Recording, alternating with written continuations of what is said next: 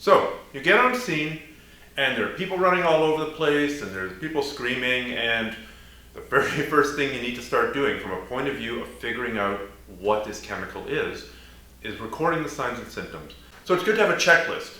And this checklist is designed so that you just circle the ones that are positive hits. So you ask, did you detect an odor? Did you smell anything? And if they say, yeah, it was ammonia-like, then you circle the ammonia thing here.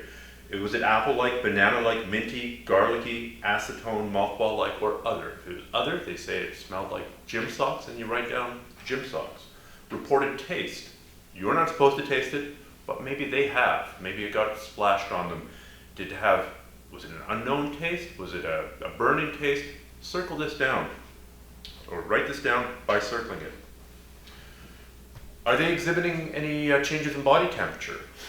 Do you or does the ambulance service telling you that those people are really cold, that they're shivering, that they've got the chills? Neurological symptoms. Are they agitated? Do they have a lowered mental state? Are they drowsy? Do they have a headache? Once again, go down the checklist, check off any that apply.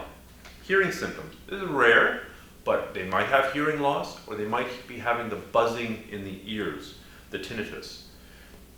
Visual symptoms. Are their eyes red? Are they having difficulty focusing? Are they tearing? Nasal symptoms. Do they have a bloody nose, a runny nose? Is it just irritated? Mouth and throat symptoms. Are they coughing? Is it burning them? Are they drooling? Do they have a dry throat? Cardiovascular symptoms. Is their heart rate going a million miles an hour? Or is it a depressed heart rate? Irregular heart rate. Respiratory symptoms. How are they breathing? Is it irregular? Is it shallow? Is it hurting? Are they incontinent? Gastrourinary. Are they wetting themselves? Are they vomiting blood?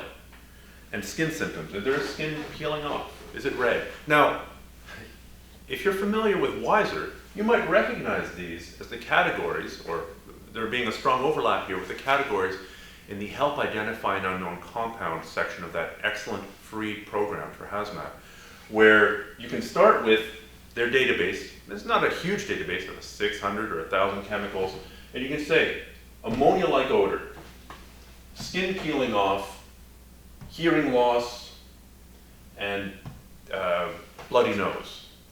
And it'll take all those chemicals and it'll narrow down, it'll cross-reference all the symptoms, and it'll say, well, you might be dealing with one of these 4 chemicals. So now having a pretty strong hint that it could be one of those 4 chemicals is a huge leg up on the situation, and it gives you an area to focus the rest of your result. It's not a comprehensive database. There are millions of chemicals, and this database can't possibly do all of them. But it does many of the most common ones, and it's just a very useful tool. So the WISER Help Identify an Unknown Chemical function.